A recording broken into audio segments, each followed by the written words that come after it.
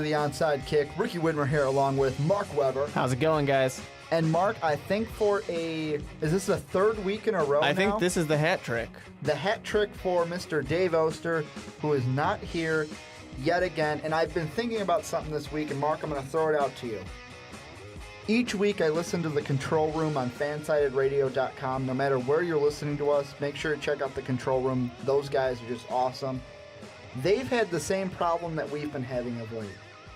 Guys come in, they switch in and out. They have 3 guys on the show, but only 2 have been on the podcast of recent weeks. And I believe it was Rich Gray of the Control Room brought up the kind of metaphor that they're living NBA jams. I believe we're living NBA jam as well. And this is, with them, it's Charles Barkley and the Phoenix Suns. For us, it's the Chicago Bulls. I'm here every week. You're here every week. We're Scottie Pippen and Horace Grant. Dave's B.J. Armstrong. He is, and I got my goggles on right now. You can't see them, but you can just trust me that I've got them on. The Horace Grant goggles. I think, though, there's also another comparison you can make a little more recently to the Derrick Rose situation. Every time there's a question, is Dave going to be back? Is this going to be it? Is he going to make the comeback and we're going to finally go all the way? We don't know. We have to wait and see each week. We're not a big 3, we're a big 2. Yep, we are a big 2 right now. That, or at this point, I'm just going to assume that Dave is on location somewhere and getting some amazing story or something. Maybe right now he's over watching the San Antonio Spurs, getting some nice stories there. We can only hope, right? But we got a jam-packed show. We're going to be talking Chicago Blackhawks, more importantly, the speculations around Bryan Bickell. We're going to talk Bruins and Pens, a possible Hawks-Bruins Stanley Cup Finals as we're recording this on Saturday night, and the Hawks could clinch the Western Conference tonight. We're going to talk MLB draft for the Cubs and the Sox, JaMarcus Russell trying out the Chicago Bears, Rodman making comments about the Miami Heat, and finally, the NBA Finals. But Mark, Bryan Bickell, he's been, I'm going to say, a surprise in these playoffs. I didn't expect him to be as good as he has been. Overall, he has 11 points, 8 goals, 3 assists, and a plus-minus of 5. He's been nothing but good for the Hawks. Now it's loose ahead. Stallberg's got it. Bickell up with him. Stallberg for Bickell right in. Hawks win. Bryan Bickell in overtime. Now Kane into the zone. Quick shot there.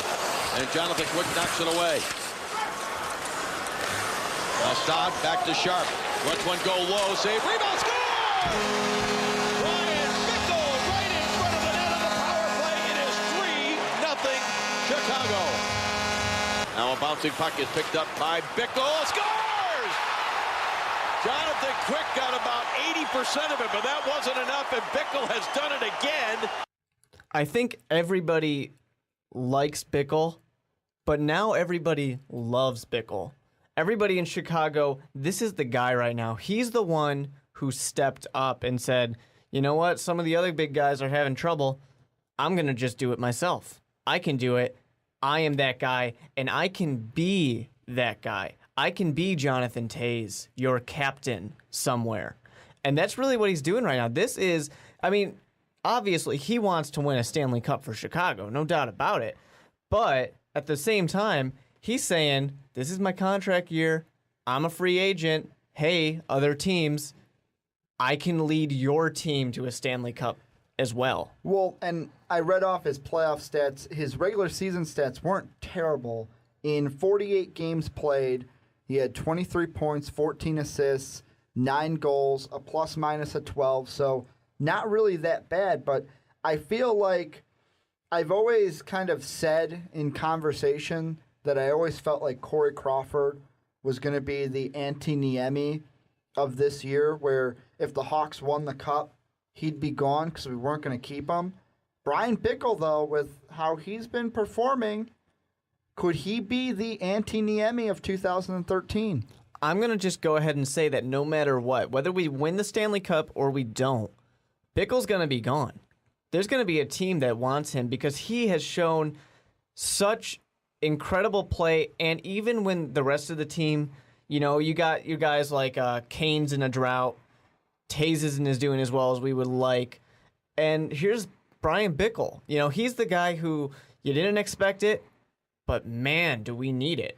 And I kind of feel it's what he's been doing for the Hawks lately, where in the first series against the Wild, he scored a goal in 3 out of the 5 games. Against the Wings, he didn't score a goal until Game 5 and Game 6. But when you look at the LA series, he's had a point in every single game of this series and a goal in the last 3. He's the guy that is getting it done right now, and he's being a leader for this team. He really is, because he's showing by example of, even when we were down, he can be the guy who will go out there and say, it's okay, look, I'm here, I will consistently be here, and I will consistently do well for this team, getting points, whether, through an assist or a goal. He's going to be there for the team. He's going to get those points when we need it most. And he really has been the most consistent player for the playoffs. I mean, you can maybe argue that Crawford's been near as consistent, but I'm going to give it to Bryan Bickell. I'm going to throw out, and this is going to be a bold prediction. Well, not a prediction, maybe just a kind of speculation. I wouldn't be surprised if the Hawks win the Stanley Cup this year, if Bryan Bickell's your Conn Smythe winner.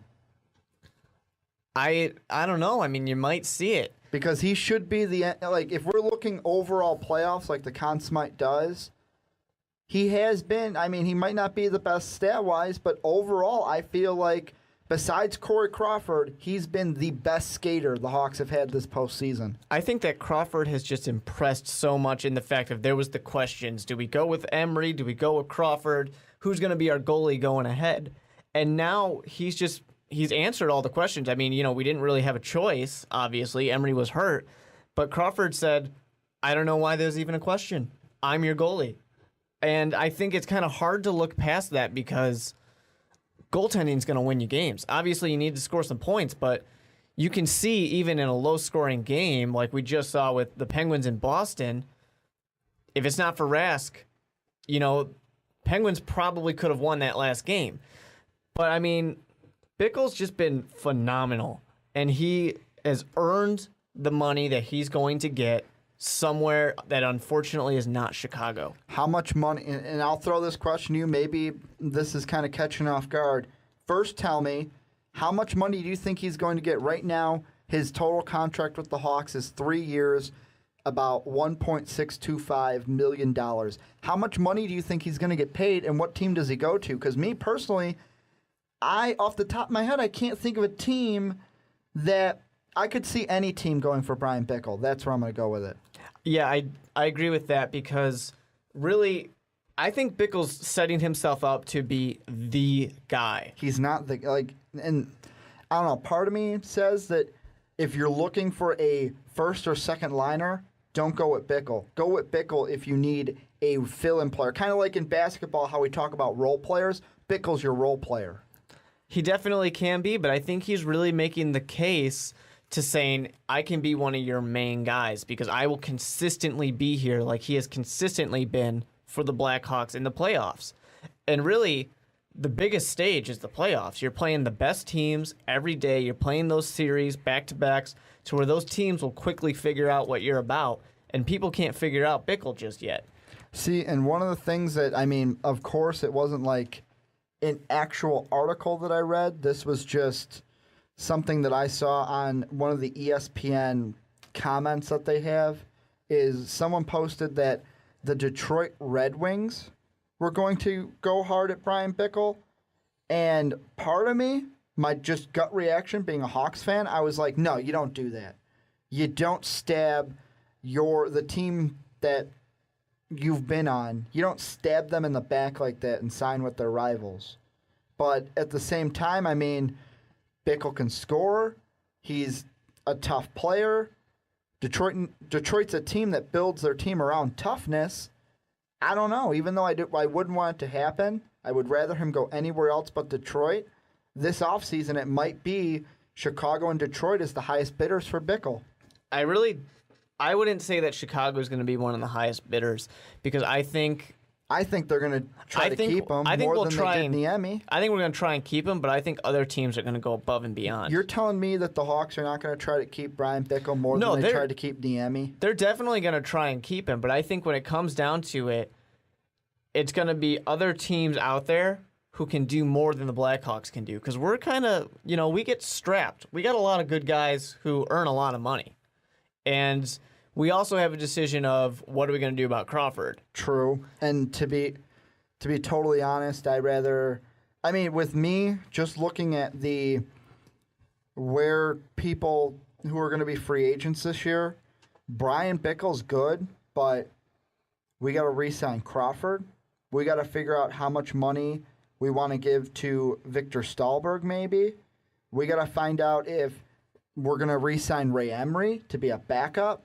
We have to find out two young guys who, they might not be performing as big as Bickell is right now, but we got to find out how much money we have to give to Nick Leddy, defenseman, and Marcus Kruger, a center that we need because it's possible Michael Handzus could retire at the end of this year. Exactly. I think that there's a lot of decisions that the Blackhawks are going to have to make, and a lot of them will be tough decisions. You don't want to go and give all your money to a few guys, You don't want to let a bunch of your kind of more role players and your guys who aren't putting up the same type of stats. Mm-hmm. You don't want to lose all of that and have to go for very minimum type of players because you put all your money in, 3-4 guys. Well, and to be honest, I'm looking at it right here. This is I'm getting my information off spotrac.com, but according to them, two of the free agents, it's not this next year, but in 2015, our 1-2 punch, Jonathan Taves and Patrick Kane are free agents. We got to think of how much money we need to save just to get them back. And yes, he's technically for the onside kick, he was voted the King of Chicago on our Chicago bracket this past spring. But, Marian Hossa, is there a possibility the Hawks could say, hey, we need money, we're going to trade you? It really is a possibility. It's unfortunate because you don't want to see the King of Chicago leave Chicago. I love Marian Hossa, but it's like his contract, he's here for 12 years, $63.3 million. He's here until 2021. Yeah, it's incredible. And as we all know, or you're learning right now, hockey contracts they can get a little ridiculous. The highest paid Hawk on the team is Duncan Keith, 13 years, $72 million. He's with us until 2023. Yeah, it's an incredibly long time, incredible amounts of money, obviously. But, I don't know. I would not be surprised if Hossa goes somewhere else and gets traded. And that's the thing about Hossa, too. He's been around the NHL. He's made his trips. He's made his rounds. Obviously, Chicago's not the only place that the King of Chicago has called home. He was in 3 straight Stanley Cups between 2008 and 2009 with the Pens, Wings, and Hawks. Exactly. And, he might be a guy that we trade off because, who knows, maybe we think that we can get rid of Hossa and maybe that'll be, or not necessarily get rid of, but trade him off. And then maybe with that saved money, maybe that's what we go for Bickell for. Mm-hmm. And, maybe it works, maybe it doesn't. Gut reaction. If you're the Hawks, do you keep Hossa this offseason or do you trade him? What I'm going to do, if I'm the Blackhawks, I go for Bryan Bickell. That's number one priority. If we get him and we had to pay... Do you take Bickell over Hossa? Yes. I would take Bickell over Hossa. And I know, everybody loves Hossa, King of Chicago. He's phenomenal. And he's kind of the thing that some would say pushed us over the edge to getting that Stanley Cup. But, Bryan Bickell, he's showing promise right now of what he's about to become. And I could be wrong. Maybe he, falls back and disappears out of the face of the earth just next season. But right now, he's creeping up to a level that is going to be solid contributory play and also leadership in case later on, because you said it before, our 1-2 punch, we're going to have to pay a lot of money there. Are we going to lose somebody? And is Bryan Bickell going to have to be that replacement? And that's why, well, that's not why. I didn't expect you to say that. I've been shaking my head, no, it's you, while you've been talking because I totally disagree. I'd rather keep Marian Hossa than Bryan Bickell. Now, if it came down to it this offseason where it was either trade Hossa or keep Corey Crawford, I'd have to think about that one a little bit because, I mean, goaltending is huge in hockey, especially when you get to the playoffs.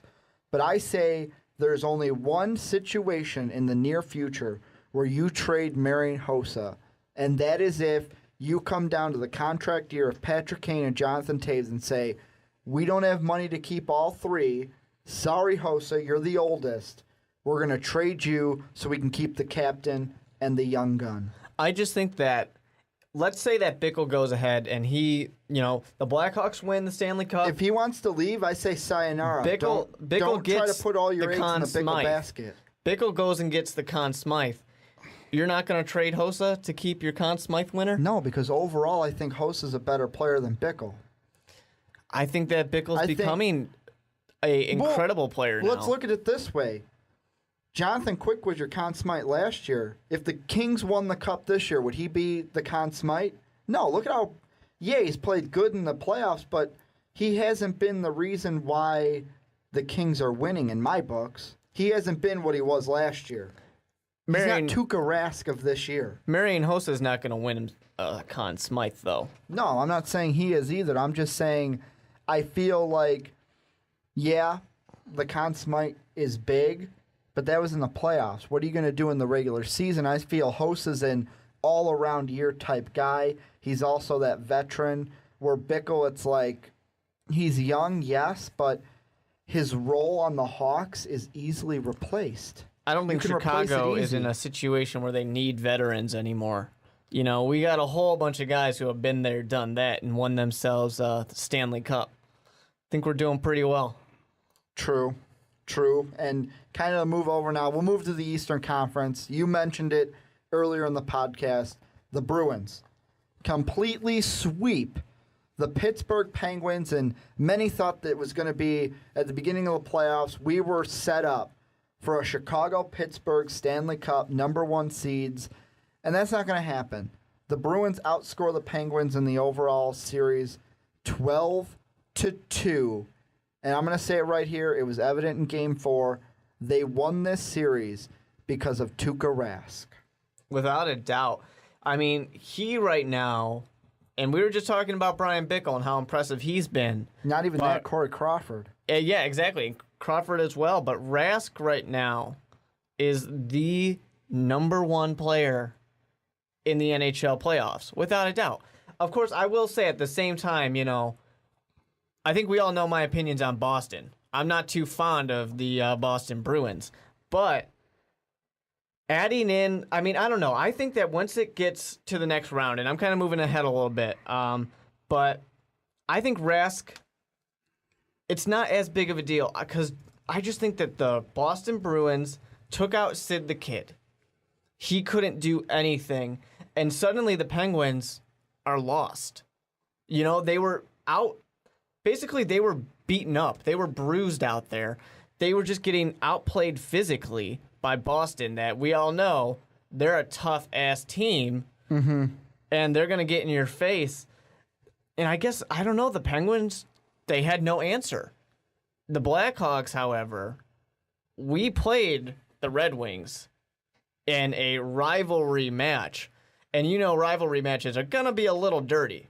That's just how it is. We know what it's going to be like to play Boston.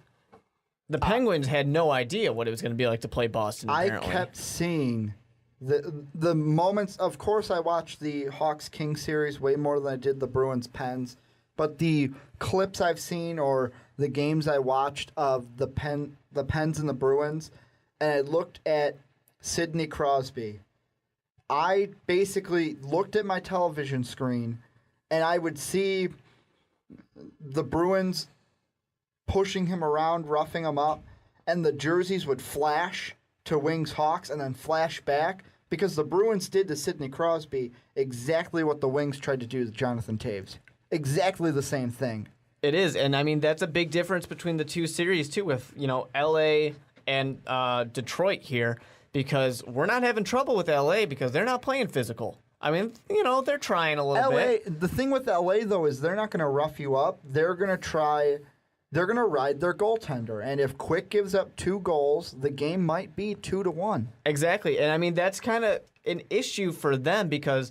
What are the Blackhawks going to do? The Blackhawks are going to skate past you, and they're going to go ahead and score. That's what's going to happen. We can't do that against the Red Wings. We can't do that against Boston.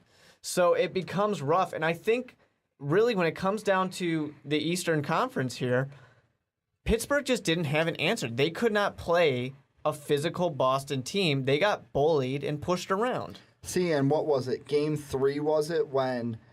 I mean, the Pens bring in Thomas Vokoun, goaltender, to basically be like, you're going to be the goaltender to bring us to the Cup. He gives up 3 goals early in that game. They put in Marc-Andre Fleury. He gives up 3 goals. They lose 6-1.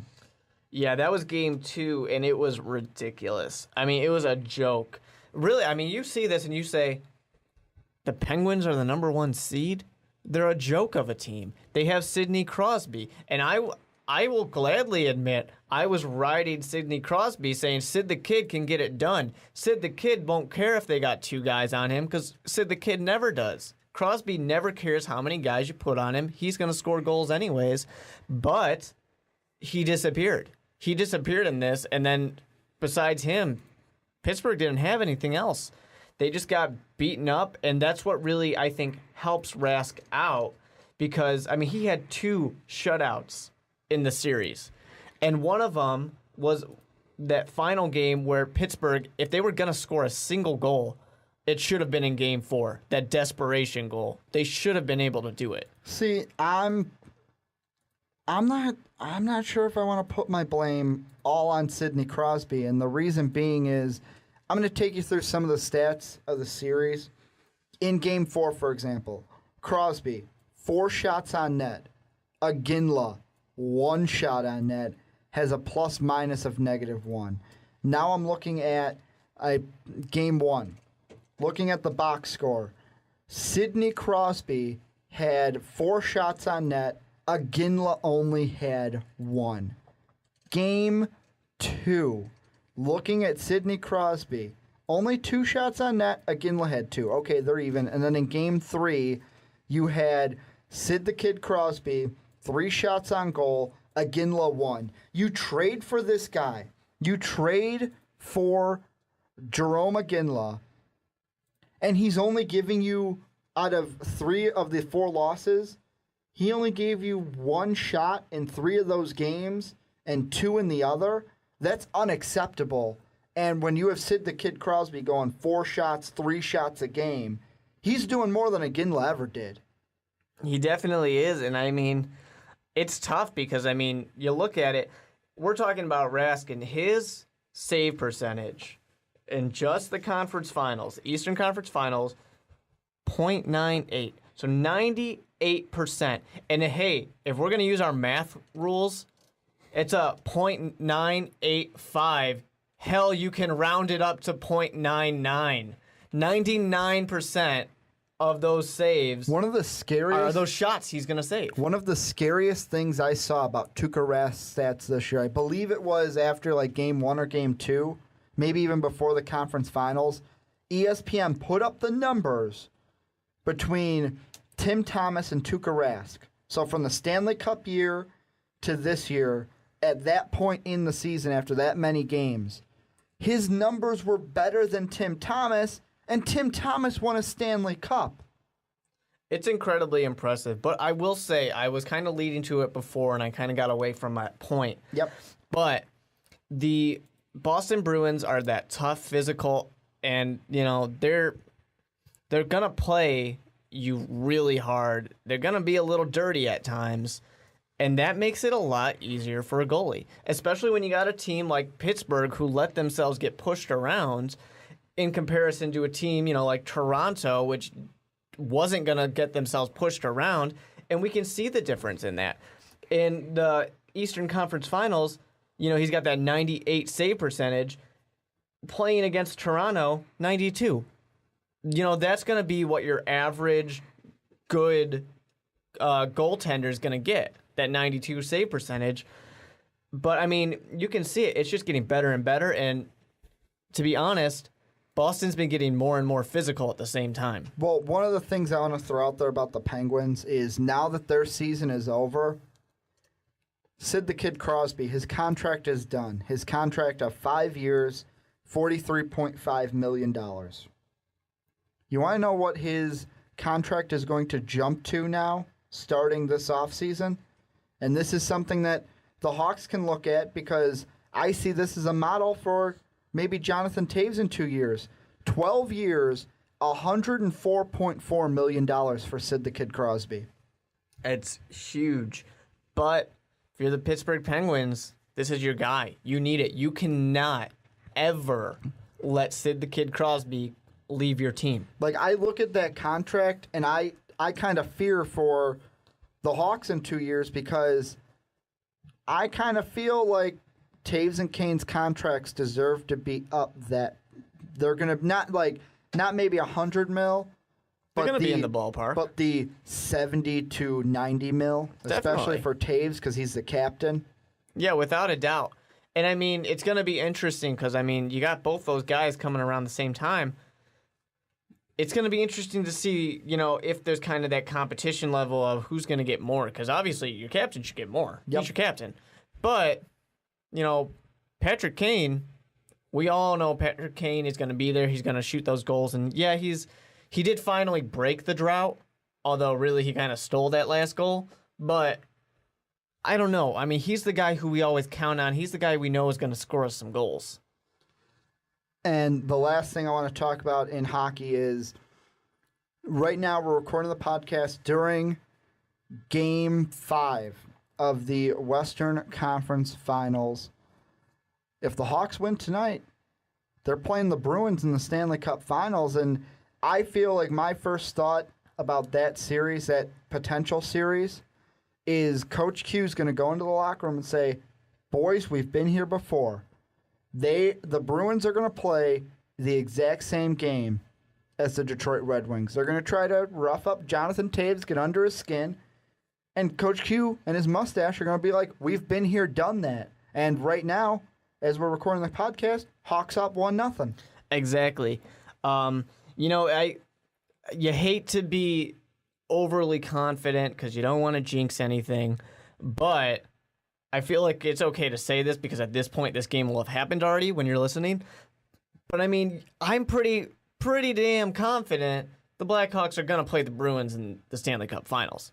I've been pretty confident that the Blackhawks would be in the Stanley Cup Finals since we had our point streak end. The reason why, and as Mark said, you're hearing this on Sunday, the reason why I feel like we can already say Bruins and Hawks is because how terrible the Kings have been on the road.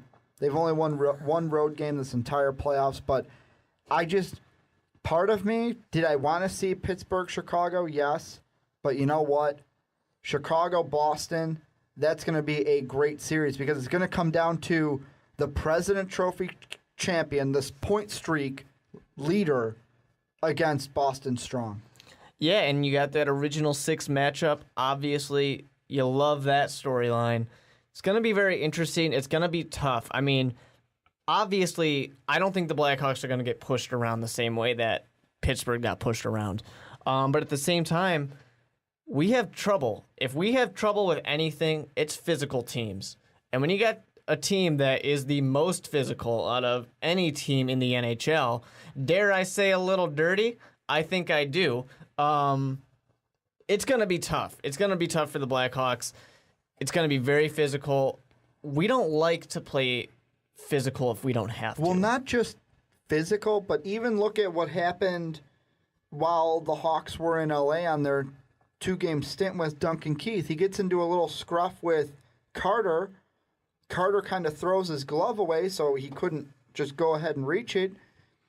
Keith was suspended a game. Could have possibly been more. There were people that were arguing that should have been more because he kind of took his stick and hit Carter right in the face with it. So, I mean, the Hawks have those times where they get frustrated. They definitely do. It's because they don't want to play that style. They have their specific style they want to play. They want to go around guys. They don't want to really go through guys. So it's going to be interesting, but the only thing I'll say about Rask now is obviously I don't think we're going to get pushed around as much, so I think that Rask's ridiculous save percentage is going to come down. Because, I mean, I guess the only way it can go up is if we get shot out through the entire thing. But it's going to come down a bit because it's not going to be the Blackhawks getting pushed around the same way. And when you have such a dominant attacking team like that, of course Rask is going to have a ridiculous save percentage because the Penguins don't have the opportunity to shoot. It's not going to be the same for the Blackhawks with that. And at the same time, we've played great goaltenders all around. And you might be thinking that Jonathan Quick's not that great right now, but just think back to last year and how incredible he was. And he even was doing well before this series. We just basically were able to work around him. We can do the same thing to Rask that we're doing to Jonathan Quick right now. Well, one of the things I think of has nothing to do with Tuukka Rask. It has everything to do with Corey Crawford because Crawford in this postseason has not had to deal with what he will have to deal with if the Hawks win tonight and play the Bruins is Zdeno Chara. We've talked about Chara in previous podcasts. He's huge. He's a monster. He's a behemoth out there. If I'm Boston, in game one, I put Chara, when I'm on offense, right in front of Crawford and say, try to look around him. Yeah, exactly, because we see it every once in a while, and you're going to see it with any goalie, really, but you put somebody in front of the goalie, they're going to end up out of position most often. And I don't mean to cut you off. We're recording the podcast during the Hawks game. Hawks up 2-0 in the first. Everything's looking good for the city of Chicago right now. I mean, it's going to be an interesting series. There's so many storylines you can talk about with this one. There are. It's going to be a great one to watch. Obviously, we're rooting for Chicago. There's no doubt about that. No matter what happens, it's going to be a tough one. It really will. And I think honestly, just a few years ago when we played the Flyers, I was a little surprised about how I think we handled that series really, really well. Mm-hmm. I don't think we're going to have it as easy of a time handling Boston. We're going to have some trouble with Boston. But at the same time, we had trouble with Detroit. So we're not going to be surprised. We're used to it. And right now I'm doing a little bit of research because I want to make sure that I have this right, and I do. You know what'll be the most coincidental thing about this Stanley Cup Finals if it's Hawks versus Bruins? The last two Stanley Cup appearances for the Bruins, they would have been playing the President's Trophy winner because the Canucks won the President's Trophy in 2011. It's a little interesting fact. I mean, there's not much to it because, I mean, really, we all know that once you get to the any playoffs, really, you can throw everything else out the window. It's just right now. And really, the Boston Bruins are a team that are building up momentum, and they've been building up momentum this whole time. It's going to be, I don't know, it's going to be tough to take on a team that every series they play just a little bit better. The thing that the Blackhawks had for themselves mentally is that Detroit Red Wings series. Yeah, but it's which is going to wear off. Which is going to wear off first? The Hawks' momentum after the Wings series or the Bruins' momentum following their Game 7 comeback from down 3 goals against Toronto in the first round of the playoffs? Yeah, it's going to be an interesting one. So this is going to be exciting to watch. It really is going to be so exciting to watch. This is going to be, I'm going to say it right now, if the Hawks win tonight and play the Bruins in the Cup, this will be the best Stanley Cup since Penn's Wings. Definitely. I mean, this is huge. You got a record-breaking season. It's a historic season for one team. And yeah, it's during the lockout season, but that's okay. And then you got a team that's just completely manhandled the best team of the Eastern Conference Finals. This is going to be a good one. And really, you know, hockey is probably one of the lesser popular sports. amongst the general public, but I think this is going to get some really good ratings. Well, Mark, now I want to take kind of our angle away from hockey and go on to the diamond of baseball this week. I know it doesn't get the appeal as the NBA or the NFL or, hell, even the NHL, but the MLB draft went on this week. Thursday, June 6th was the first and second rounds, and the Cubs and the White Sox making some interesting picks. I mean, the Cubs, it was projected that we were going to get Mark Apple, the right-handed pitcher out of Stanford, but Houston went number one, took Apple. So Theo Epstein and the Cubs taking third baseman Chris Bryant, and the White Sox later in the round taking a junior college shortstop out of Mississippi, Tim Anderson. As a White Sox fan, just by hearing what position you guys drafted, are you surprised? A little bit. It's an interesting thing where I don't necessarily see the need at shortstop, really. There's plenty of other spots we probably could have gone, but I'm okay with it. I really am, because you look at some numbers here. He led the nation with a .495 batting average. That's pretty impressive. I'm pretty happy with that, because what do the White Sox need? Somebody who can hit a ball and get on base. And he was drafted 17th overall, and I'm getting these comments, I just want to say, courtesy of Minor League Baseball's John Sickles. And what Sickles has to say about Tim Anderson, his best tool is speed, but he's got some pop to his bat. Which are both things that we need. We need somebody who'll get on base, and then we can get him in scoring position, because what do the White Sox do the worst? Get runs. We don't score runs very well, and this is exactly a solution to that problem for the near future. Yeah, but you say near future, and I'm thinking right away, when he makes his debut at the White Sox, is it going to be at shortstop? Will Alexi Ramirez still be there? It's going to be interesting to see what happens with that. It really will, because Alexi Ramirez, good player. Like, was this a move that it's like, maybe we're not going to be with Alexi so much longer? I think you kind of have to view it that way. You really do. The White Sox, especially right now, just this season, we're having some issues. We're having trouble, and we are going to have to look at every possible scenario and situation. Alexi Ramirez might be one of those guys who's kind of first on the chopping block. Mm-hmm. And I think this is your perfect solution, your perfect fix. He's a guy who does a lot of the same things that Ramirez is going to do for you. He's younger. He's a little bit more impressive right now just looking at these numbers. If that translates to the MLB in any shape or fashion here, I'm going to be very happy with this pick. Because right now I'm looking at the Sox infield, and of course we're not expecting to see Anderson until maybe, I would say, I'm projecting his debut to be maybe 2 years. Is that a fair I think that's safe. That's a good fair. 2 years, only because, I mean, you guys got just your infield from second to third. You got Beckham, Ramirez, and Gillespie. Gillespie's young. I don't think he's going anywhere anytime soon unless the Sox say, hey, you know what, you're not going to be the future. Ramirez is kind of a coin flip half the time for me, and I feel like Gordon Beckham at some point, I mean, he could play second, but he can also play third. So, I mean, I don't think Beckham would get the can either. Yeah, it's tough. Really, if anything, we have a lot of guys who can play a lot of different positions right now, and we've seen them play different positions as well.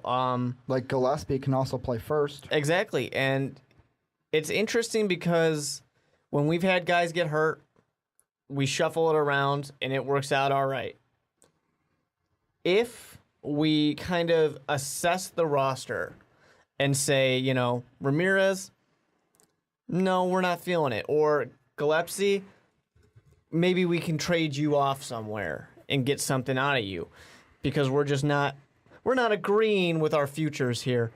I really think that this is kind of, this is saying that somebody right now is not going to be lasting.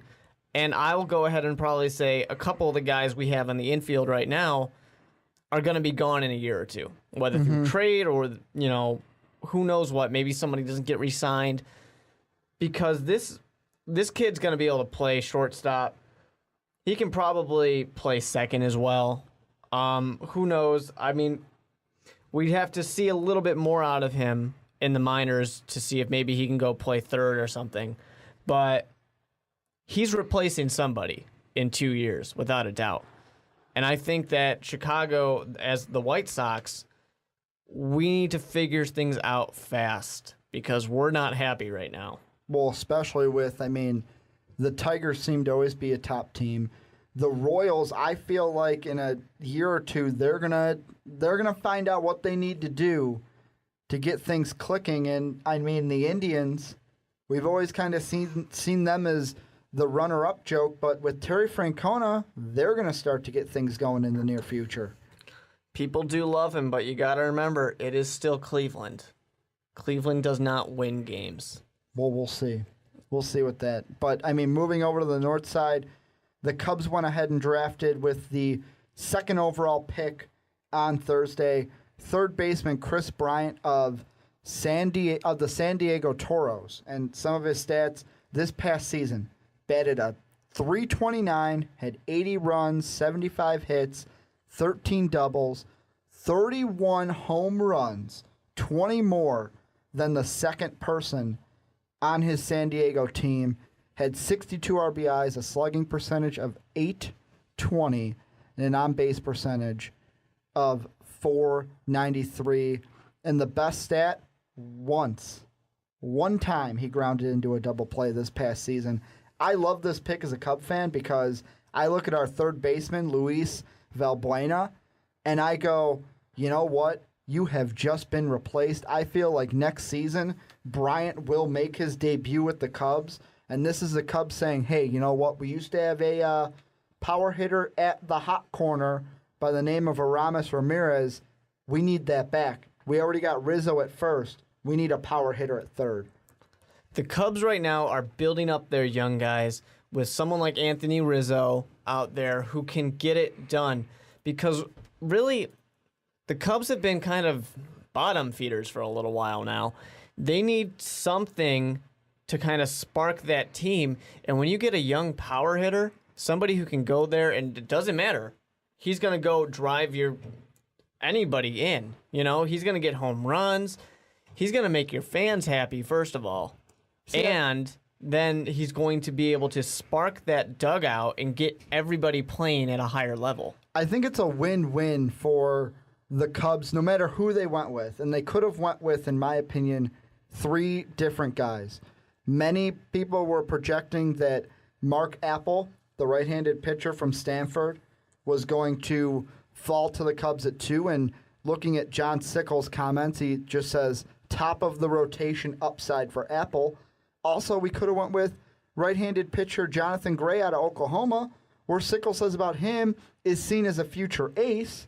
So, either or, you're either getting an ace or a guy who can be the number 2 pitcher behind Samardzija. But I don't know. I feel like Theo just looked at the rotation and said, you know what? Maybe we can stick with Garza for a little bit longer. Travis Wood's not doing bad. Feldman isn't doing as bad as many thought. Edwin Jackson is Edwin Jackson.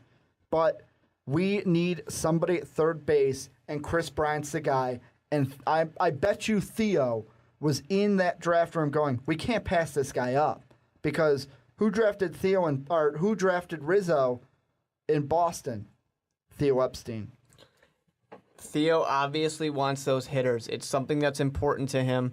We saw it in Boston. We see it right now. And even he was able to go and get Rizzo for the Cubs. So, he's showing that right now, pitching is not his number 1 priority. His number 1 priority is getting runs on the board. And how do you win a baseball game? You get more runs. Well, I feel like pitching isn't I agree with you, isn't his priority. But if Mark Apple would have fell, the Cubs would have taken him. There was no way the Cubs would have passed up Mark Apple. Yeah, they would have gone for it to kind of, hey, you didn't come out before. you can come out now, please. Yeah, but the one question I want to throw your way, though, is this is the last thing I want to talk about with the MLB draft is about Mark Appel. For the second year in a row, the Stanford pitcher is taken number 1 overall. Last year he was selected by the Pirates, said, nah, I'm going to go back to Stanford and play my senior season. Now he gets picked by the Astros. If you're Mark Appel, are you saying to yourself, I should have came out last year, play for the Pirates, or come out now, play for the Astros? Who would you rather be on? I wouldn't want to play for Pittsburgh. Without a doubt, I wouldn't want to play for Pittsburgh. Really? Why? Honestly, I don't know. I don't really care for the Pirates that much. I don't think, obviously, the Pirates are not that good of a team. I'd rather be playing for the Houston Astros. And, honestly, part of it for me as a young pitcher would just be the benefit of playing in a beautiful place like Houston. You're going to pick Houston or Pittsburgh? And this is I'm literally completely saying, like, just on the your ballpark. surroundings and your ballpark. Yeah, obviously you're going to go with Houston. But adding that into Pittsburgh Pirates, I don't know. The Pirates don't really have much going for them. Are you kidding me? Right now they're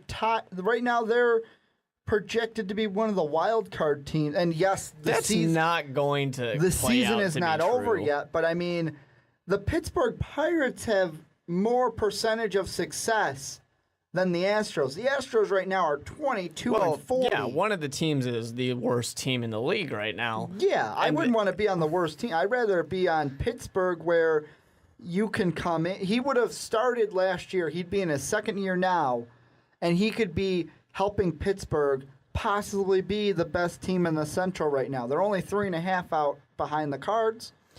I just don't think that the Pittsburgh kind of success right now is real.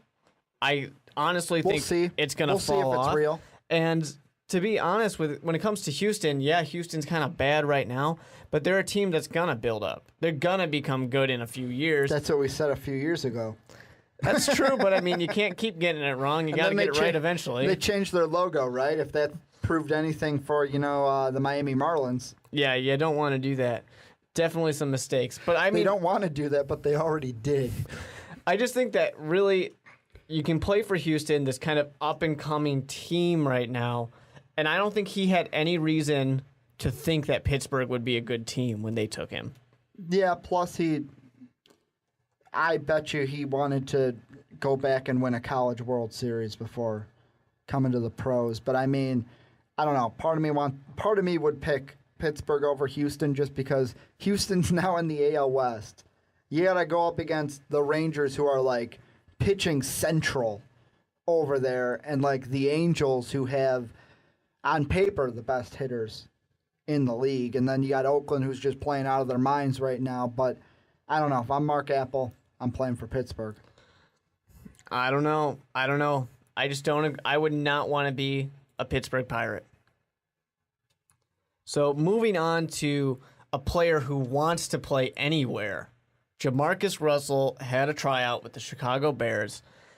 And I know nobody was happy about it. Nobody wanted him here.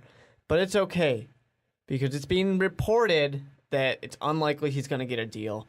And really, is anybody surprised? Did anyone think that JaMarcus Russell would actually get a deal out of Chicago? Who would you rather have, Luke McCown or the JaMarcus Russell hustle? Luke McCown. You wouldn't want the JaMarcus Russell hustle?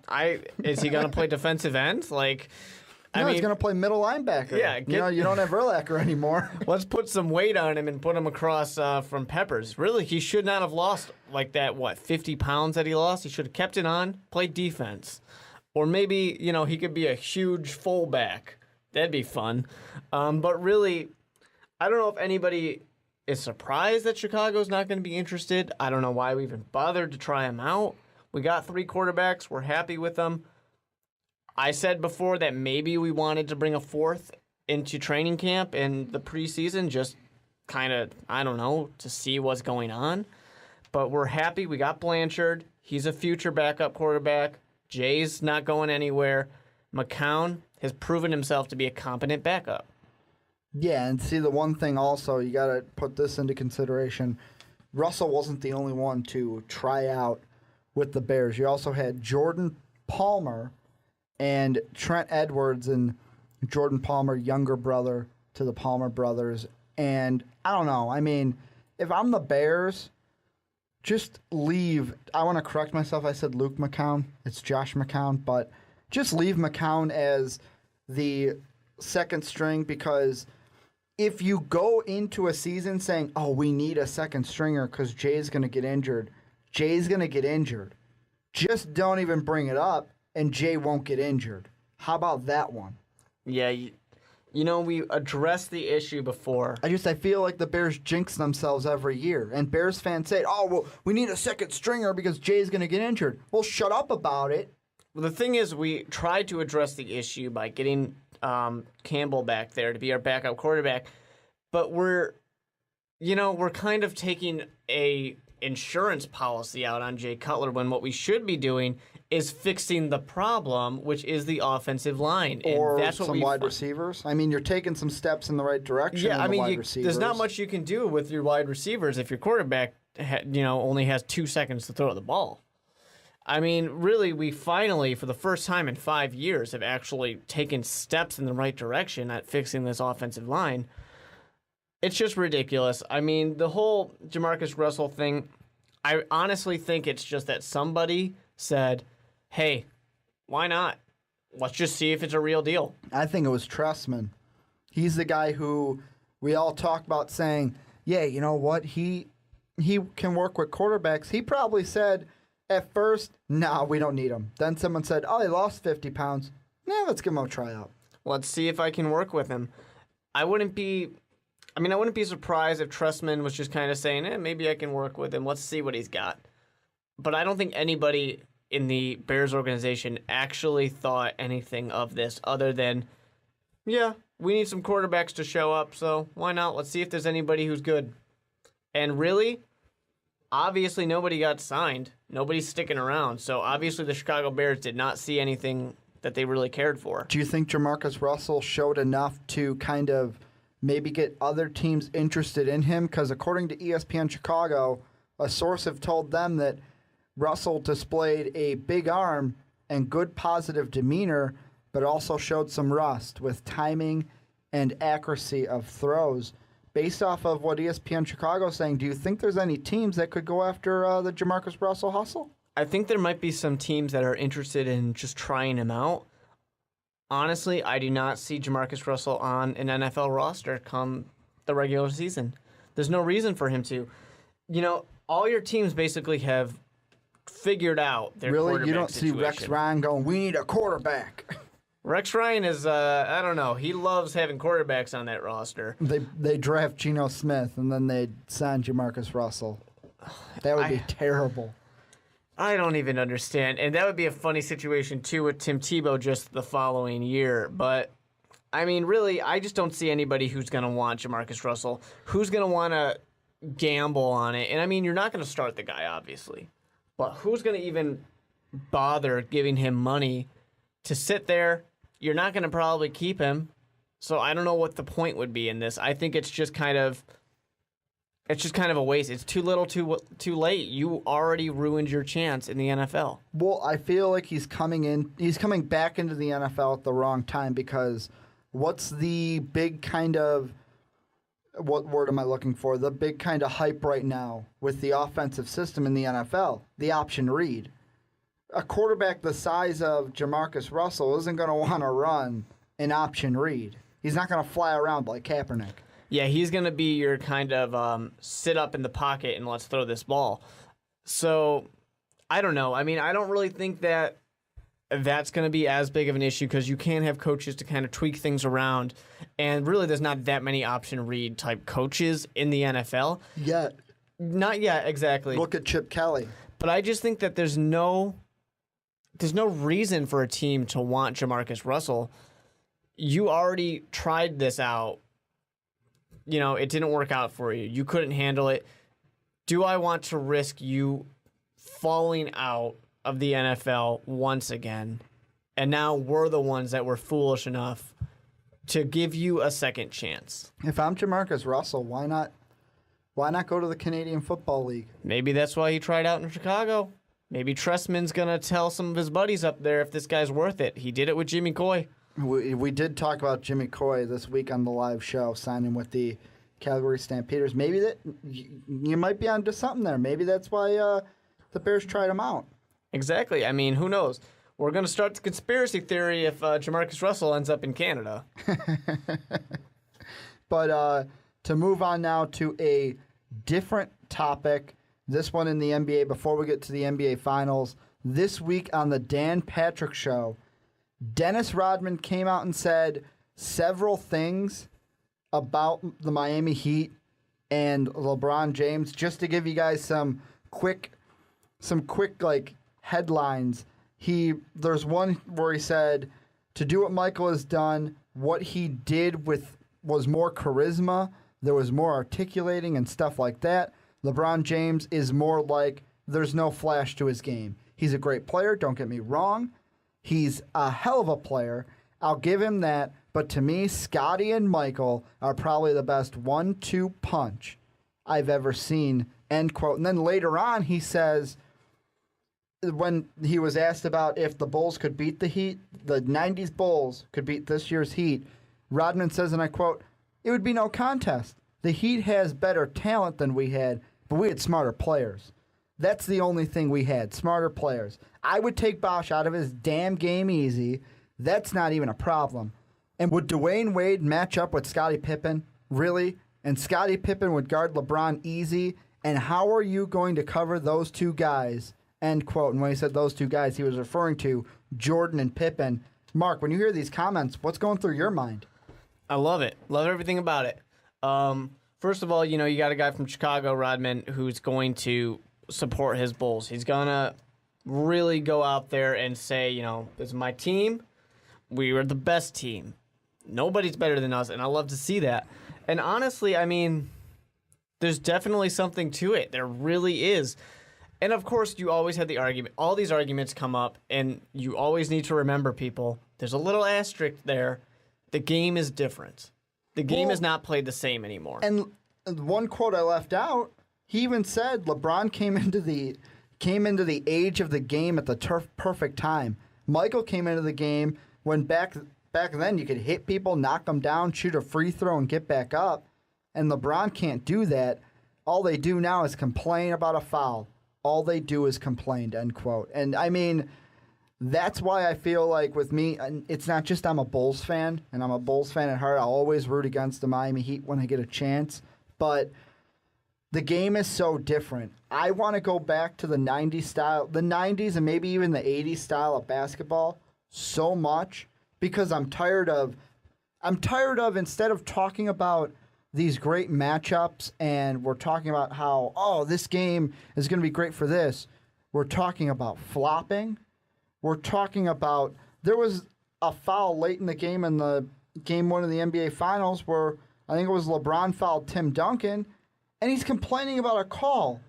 Back in the day, there was a guy called Kurt Rambis who would get mauled going into the paint, and then the guys would step up like nothing even happened. Yeah, it's a completely different game.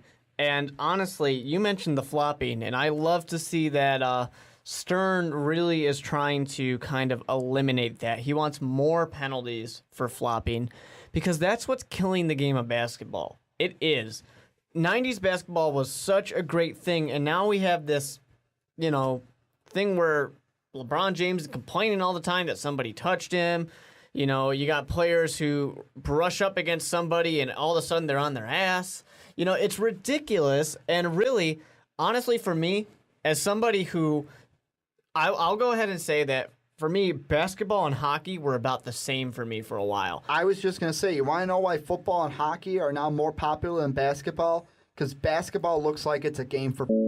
It does, and really, I mean, imagine how slow the pace of basketball can get at times. When you got foul after foul after foul. The last minute or two in a game. Exactly, and you watch the Miami Heat, which is a team that LeBron James drives to the lane, somebody's going to probably foul him because they're going to, brush up against him.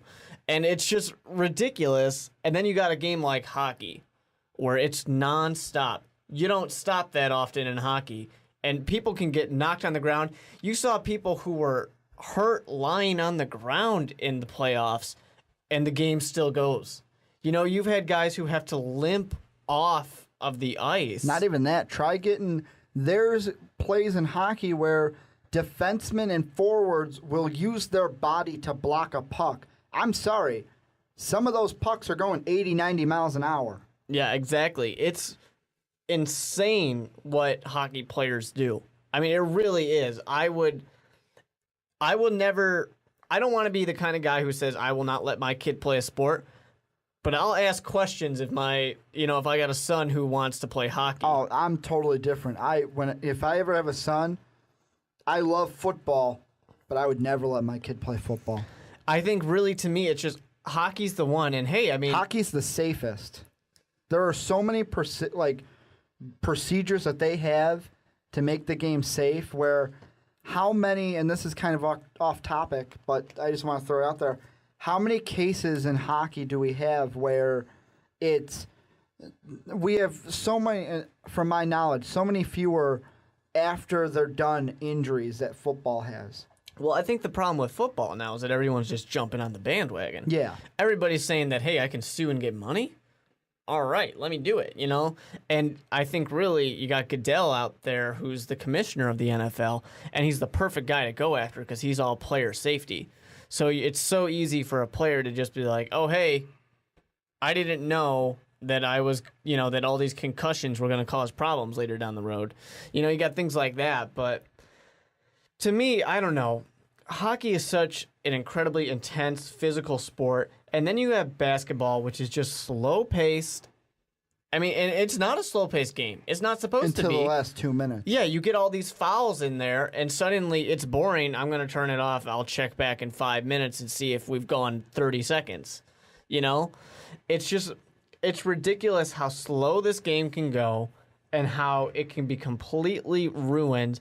And really, I mean, when we're talking about games you wouldn't let your son play, I'll encourage my kid to play basketball. He's not going to get hurt playing basketball. You know what's the one sport I would probably encourage my kid to play the most? Baseball. As long as you're not a pitcher having one of those hits coming back at you. Yeah, if he's not a pitcher or not a catcher, I'll let him play baseball first. Yeah, I mean, it's an interesting little question. And, I mean, it'd be interesting to see what anybody thinks. If anybody has any opinions on things, maybe you do have a kid and you said, I don't want them to play. I'd let my kid play soccer. I mean, soccer can be a pretty intense sport, though, at times. I'd let my kid play soccer over football. Yeah, I mean, I don't know. It's not you're not going to as physical, I guess. But I still think that there can be some freak incidents in soccer. But at the same time, soccer has some of the best actors out there. Maybe he can get to Hollywood. Yeah, you got some incredible performances where people, they might just win. They might win themselves an Oscar. But Mark, moving on. The last thing I want to talk about in the podcast, we talked about how slow the game of basketball can be. The game one of the NBA Finals probably wasn't as slow because there was no need to foul. There were some fouls, like the one on Tim Duncan by LBJ, but Spurs outlast the Heat 92-88 in game one of the NBA Finals. I was ecstatic. I was cheering like I was a Spurs fan because I hate the Heat that much. Yeah, it's nice to see Miami lose one at home because they don't lose at home all that often. You know, they really don't. And there is one scary fact that I got to remind people. Miami, they tend to lose the first one. Except Indiana. And they should have lost that one. They should have lost. It should be Spurs Pacers. Miami is a team that really does they always need to be reminded, oh, wait, we got to step it up a little bit. You know, they kind of, I don't know if I don't want to say they slack off. That's the one thing. It's kind of like that kid in school where he always needs like a teacher or a classmate to kind of say, hey, dude, pick it up. Yeah. You got to pick up, dude, this isn't your best work. Where he's kind of like, he just mopes around like, yeah, I'll pass. But it's like, oh, come on, dude, you're better than this. You can do a lot better. That's what the Miami Heat remind me of. They're that kid. And Miami, they were ahead for the majority of this game, a large majority of this game. They were doing really well until all of a sudden San Antonio said, oh, wait a minute, we can play just a little bit better. We can play just a little bit better, and that was enough. That was enough for them to go and get that win. And I love to see it. And really, I honestly, maybe it was just me, and maybe I just wanted to see it. But I didn't see LeBron James asking for as many fouls. Well, I'm going to take a second, and I'm going to prepare to do an impersonation. I'm going to be talking to a Mr. LeBron James right now. This is my thoughts at the end of Game 1 of the NBA Finals. LeBron, I know you want to be a good teammate, but there's only one person who should have the basketball at the end of a Miami Heat NBA Finals contest, and that's LeBron James. That is who needed to have the ball. D-Wade missing a layup. Yeah, I know you're down 4. LeBron needs to have the ball in his hands at the end of a game. You're going to have LeBron. Well, honestly, you put the ball in LeBron's hands because someone's going to foul him. Please don't dislike our podcast because of my Stephen A. Smith impersonation. It's not as good as Jay Farrell. Yeah, you're like impersonation of Jay Farrell impersonating Stephen A. Smith. But, put the ball in LeBron's hand because the odds are the refs are going to give him a foul. It's just, Tony Parker, sickest play I've ever seen in a basketball game. Weaves through defenders back. We watched a little thing on ESPN before we started recording the podcast where LeBron James is like, yeah, I felt like he lost the ball like 3 times. And Tony Parker was like, yeah, I lost the ball like 3 or 4 times. And LeBron goes, he did everything wrong, but did everything right. And then you got Tony Parker. I'm just glad it went in. Yeah, really, that's what it comes down to. It went in, and you won. A win's a win. That's all that matters.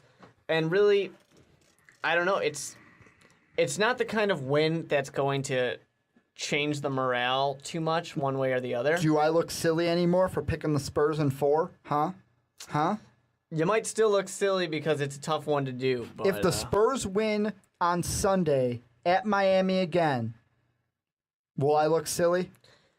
Honestly, though, if they do win again on Sunday, there's no reason why they should not win the NBA Finals.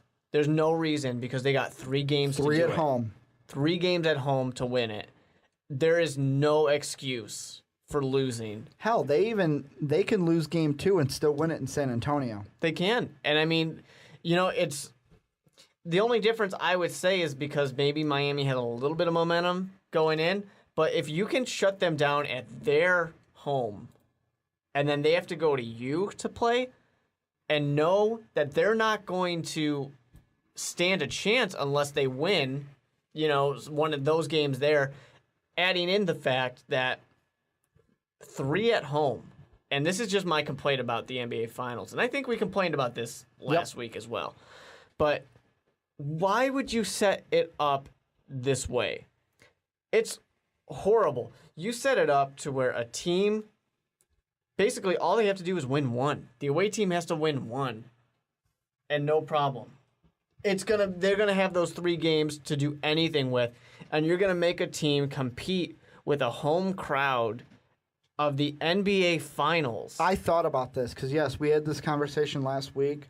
The only way I could play devil's advocate, because I hate it as well, because I feel like you're jipping the home team out of their advantage. It puts pressure. It actually puts pressure on the home team to win at home. Because if you lose one of those first 2 at home, there's a good chance you could lose the series because 3, 4, and 5 are on the road. It is, but it's an unnecessary. I'm not saying it's right. It's an unnecessary amount of pressure to put on a team that is the home team in the finals. Oh, God forbid we put more pressure on the Miami Heat. Well, obviously, poor baby. As much pressure as we can put on Miami is okay. Does baby need his binky? I think LeBron. Does baby need his binky? Baby LeBron James might be crying at some point. Baby but Bron. I just think that it's ridiculous that you would. There is no advantage to being the home team in this, and there's not supposed to be an advantage as much. It's the NBA Finals. You're supposed to be the best 2 teams in the league. But you give such an advantage to the away team. I mean, even the away team could lose both those first 2 games. Then they got 3 games. They can just wipe through those 3 games because of the fact that they're 3 home games. They have the biggest support system. I agree. We talked about it last week. One of the things that's off topic from kind of complaining, we're doing what Dennis Rodman says LeBron does, complaining about the format of the finals. I feel like Tony Parker made a statement in Game 1. With that game winner, he said one thing to LeBron James. You want to know what it was? Bill Russell will be handing me the MVP at the end of this finals. Yeah, my thought would have been, I'll take my MVP now. You know, like, because that performance was incredible. Tony Parker is going to be the MVP of this NBA Finals. That's if they got to win it. Spurs win, yeah, but they got to win it. At the same time, could we get one of those? And it's kind of, you never think about this, but it could happen. What if the Heat win and then Tony Parker wins the MVP? I don't know if that can happen in basketball. I know that can happen in hockey. I honestly don't think that would happen in basketball. And I hate to be the conspiracy guy, but especially against the Miami Heat and against LeBron James, it's not going to go to anybody who's not LeBron James. Well, yeah, of course, because the NBA is biased towards LeBron. But I feel like I look at the Spurs team and I flash back to when I see Ginobili, Duncan, and Parker, I see Jordan, Pippen, and Rodman. The Spurs know that this is their chance. This is their opportunity to do it, and they can do it against the Miami Heat, which are, you know, the big 3, the monsters of the NBA or whatever you want to call them. They know that this is the perfect opportunity for them to go in there and prove that Miami's not the best team.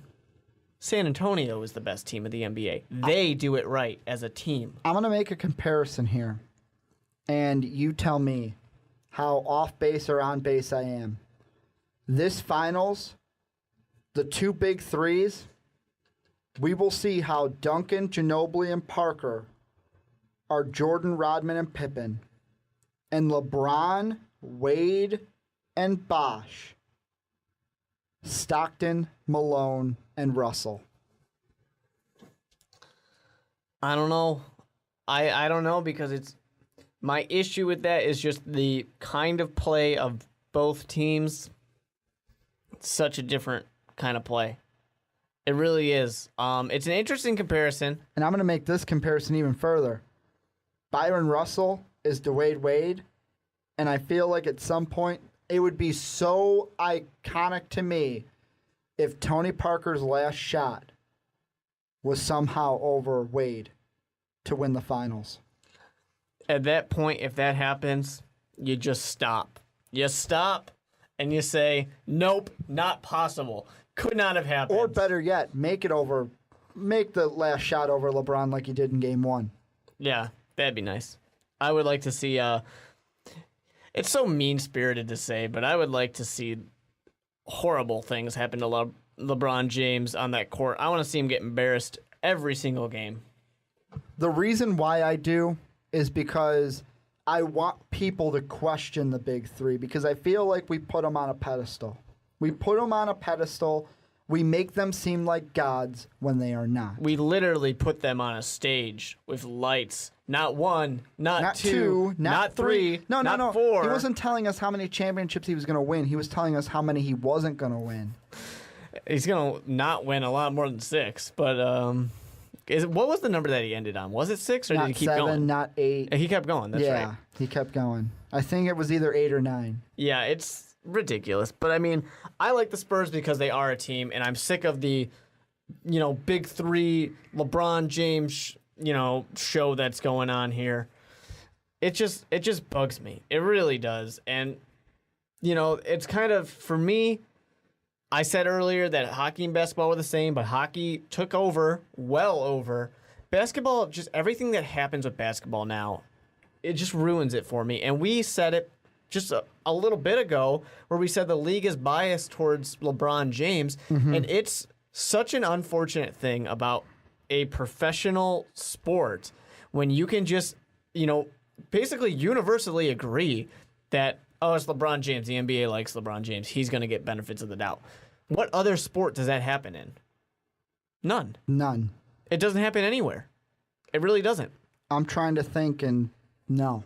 I can't think of a single one. I mean, maybe that'll change with Stern no longer being the commish, because I feel like you could say the same thing about Michael, with Michael and his gambling problems. I think that an off the field Or off the court in this place. court gambling issue, big deal. Doesn't affect his play. And it's not like he's out there killing people. Let him gamble away his money if he wants to gamble away his money. Last thing I'll ask you before we end the podcast, thoughts on Game 2. What do you expect today? Game 2, Miami, this is the one they have to win. And like I said, they have to win it. Go into whatever you have to do to win this game. You cannot go down, 0-2 in the series and then go play 3 games, maybe 2, but most likely 3 games in San Antonio. You just can't do it. They have to win, and you're going to see some, I don't really want to call it desperation, but they know they're going to have to win, and they're going to pull it all out to win Game 2. The only words I'm going to say is Spurs by 5. I don't know. I don't think Miami knows they can't lose it, and I don't see Miami getting swept. Spurs by 5. We'll have to wait and see. That's going to do it for this week of the Onside Kick.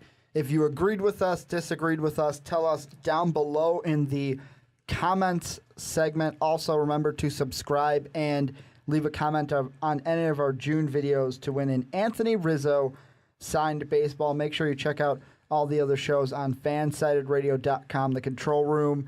You have a Yanks Go Yard, a new Yankee show on Fansided Radio, and then also the flagship show, Fire and Ice Sports, who airs every Thursday night at 7 p.m. Central. Also, make sure to go to fansided.com. Check out Fansided Tonight with your host, John Akron. That's going to do it for the Onside Kick. Ricky Widmer signing off for myself and Mark Weber. Have a good day, everybody.